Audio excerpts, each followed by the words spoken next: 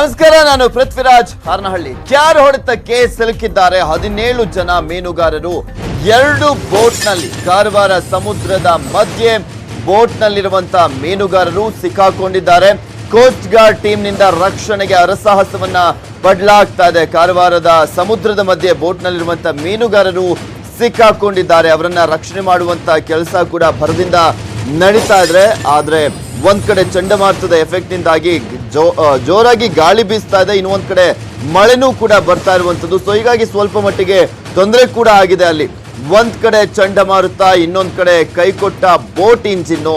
ಸಮುದ್ರದ ಮಧ್ಯೆ 2 ಬೋಟ್ನಲ್ಲಿ ಸಿಲುಕಿದ್ದಾರೆ 17 ಜನ ಮೀನುಗಾರರ ರಕ್ಷಣೆಗೆ ನೌಕಾದಳದ ನೆರವನ್ನ ಕೂಡ ಕೋರಿದೆ ಜಿಲ್ಲಾಡಳಿತ. ಸೊ ಹೀಗಾಗಿ ನೌಕಾದಳನೂ ಕೂಡ ಈಗ ಆಲ್ರೆಡಿ ಹೆಲ್ಪ್ ಮಾಡಲಿಕ್ಕೆ, ಸಹಾಯವನ್ನ ಮಾಡಲಿಕ್ಕೆ, ಅವರನ್ನ ರಕ್ಷಣೆ ಮಾಡಲಿಕ್ಕೆ ಮುಂದಾಗಿದೆ.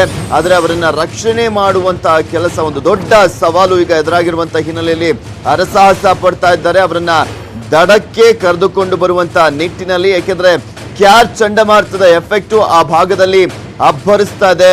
ದೊಡ್ಡದಾಗಿ ಅಲೆಗಳು ಕೂಡ ಬೀಸ್ತಾ ಇರುವಂತಹ ಹಿನ್ನೆಲೆಯಲ್ಲಿ ಆ ಬೋಟ್ನಲ್ಲಿ ಸಿಕ್ಕಾಕೊಂಡಿರುವಂತವ್ರು, ಅಂದ್ರೆ 2 ಬೋಟ್ನಲ್ಲಿ ಸಿಕ್ಕಾಕೊಂಡಿರೋರು ಕಾಪಾಡಿ ಅಂತ ಕೇಳ್ಕೊಳ್ತಾ ಇದ್ದಾರೆ, ಗೋಗರಿತಾ ಇದ್ದಾರೆ. ಅಲ್ಲಿ ಕಾರವಾರದಲ್ಲಿ ಚಂಡಮಾರುತದ ಎಫೆಕ್ಟ್ ನಿಂದಾಗಿ ಒಟ್ಟು 17 ಜನ ಮೀನುಗಾರರು ಸಿಕ್ಕಾಕೊಂಡಿದ್ದಾರೆ. ಯಾವಾಗ ಹೋಗಿದ್ದಾರೆ, ಏನು ಎತ್ತ ಅನ್ನೋದ್ರ ಬಗ್ಗೆ ಇನ್ನಷ್ಟೇ ಮಾಹಿತಿ ಬರಬೇಕು. ಯಾಕೆಂದ್ರೆ ಈಗ ಆಲ್ರೆಡಿ ಎಚ್ಚರಿಕೆಯನ್ನ ಕೊಡಲಾಗಿತ್ತು, ಯಾರೂ ಕೂಡ ಯಾವುದೇ ಮೀನುಗಾರರು ಕೂಡ ಸಮುದ್ರಕ್ಕೆ ಇಳಿಬಾರ್ದು ಅಂತ.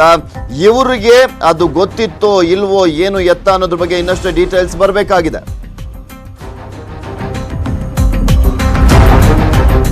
ನೀವು ಕೂಡ ಗಮನಿಸ್ತಾ ಇದ್ದೀರಾ, ದೃಶ್ಯಾವಳಿಯಲ್ಲಿ ತೋರಿಸ್ತಾ ಇದ್ವಿ.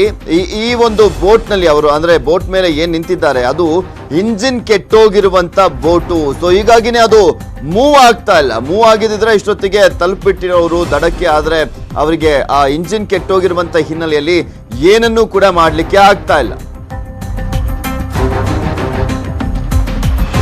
ನಮ್ಮ ಜೊತೆ ಮಾತಾಡ್ಲಿಕ್ಕೆ ವಿನಾಯಕ್ ಅಂತ ಮೀನುಗಾರರು ದೂರವಾಣಿ ಸಂಪರ್ಕದಲ್ಲಿದ್ದಾರೆ. ಎಸ್ ವಿನಾಯಕ್ ಅವರೇ, ಅವರನ್ನ ರಕ್ಷಣೆ ಮಾಡುವಂತ ಕೆಲಸ ಹೇಗಾಗ್ತಾ ಇದೆ ಈಗ? ಯಾವಾಗ ಹೋಗಿದ್ದು ಅವರು? ಸರ್ ನಮಸ್ತೆ. ಅವರು ನಿನ್ನೆಯಿಂದ ಆಳ ಮೀನುಗಾರಿಕೆ ಹೋದವ್ರು. ಆಳ ಮೀನುಗಾರಿಕೆ ಹೋಗಿ ತುಫಾನ್ ಹತ್ತಕರ ನಮ್ದು ಬೈಸ್ಕೋಲ್ ಬಂದರ ಒಳ್ಳೆ ಬಂದರ, ಅದು ಬೈಸ್ಕೋಲ್ ಬಂದರ ಎನಿ ಟೈಮ್ ಎಷ್ಟು ರಾತ್ರಿ ಒಳಗೆ ನಮ್ ಬಂದರ ಒಳಗೆ ಬರ್ಬೋದು ಸರ್.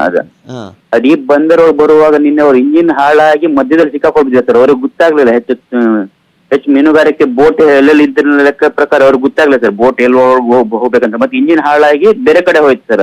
ಅದಕ್ಕೆ ನಮ್ ಜಿಲ್ಲಾಧಿಕಾರಿಗಳು ಹಾಗೂ ನಮ್ದು ಮೀನುಗಾರಿ ಅಧಿಕಾರಿಗಳು ಎಲ್ಲ ರಾತ್ರಿ ಹೊತ್ತಿಗೆ ಬೋಟ್ ತಗೊಂಡ್ ಬರ್ಬೇಕಂತ ಸತ ಪ್ರಯತ್ನ ಮಾಡ್ತಾ ಇದ್ರು ಸರ್. ಆದ್ರೆ 8 ಜನ ಇದ್ದಾರೆ ಅದ್ರೊಳಗೆ, ಬೋಟ್ ಒಳಗೆ 8 ರಿಂದ 9 ಜನ ಇರ್ತಾರೆ ಸರ್ ಬೋಟ್ ಮೇಲೆ. ಆಂಧ್ರದವ್ರು 3 ಹೆಚ್ಚು ಜನ ಇದ್ದಾರೆ ಸರ್. ಅವ್ರಿಗೆ ಈಜ್ಲಿಕ್ಕೂ ಬರುದಿಲ್ಲ, ಅದಕ್ಕಾಗಿ ಹೆದರ್ತಿದ್ದಾರೆ ಸರ್.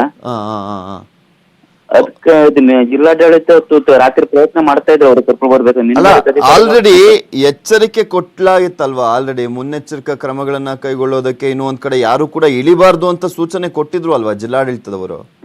ಅದ್ ಸರ್ 11 ಆಳ ಸಮುದ್ರ ಬೋಟ್ 8 ದಿವಸ ಮುಂಚೆ ಹೊರಗಡೆ ಹೋಗ್ತಾರೆ ಸರ್. ಮುಂಚೆನೆ ಹೋಗಿದ್ರು ಇವರು.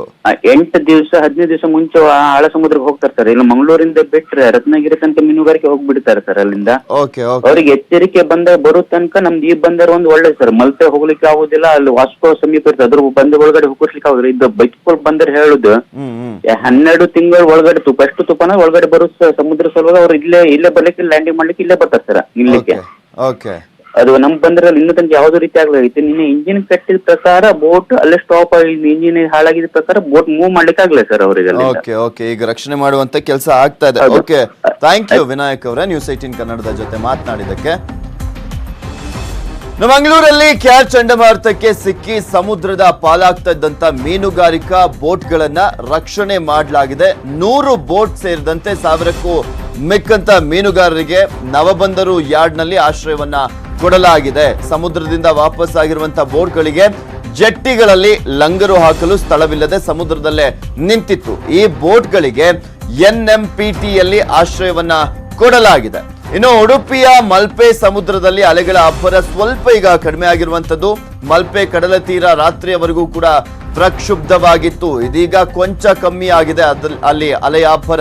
ಆದ್ರೆ ಯಾವುದೇ ಕ್ಷಣದಲ್ಲಿ ಅಲೆಗಳ ಅಬ್ಬರ ಹೆಚ್ಚಾಗುವಂತ ಸಾಧ್ಯತೆ ಇದೆ ಅಂತ ಕೂಡ ಹೇಳಲಾಗ್ತಾ ಇದೆ. ಹೀಗಾಗಿ ಮೀನುಗಾರರಿಗೂ ಕೂಡ ಕಡಲಿಗೆ ತೆರಳದಂತೆ ಜಿಲ್ಲಾಡಳಿತ ಸೂಚನೆಯನ್ನ ಕೊಟ್ಟಿದೆ. ಸಮುದ್ರ ತೀರಕ್ಕೆ ಪ್ರವಾಸಿಗರಿಗೂ ಪ್ರವೇಶವನ್ನ ನಿಷೇಧ ಮಾಡಲಾಗಿದೆ.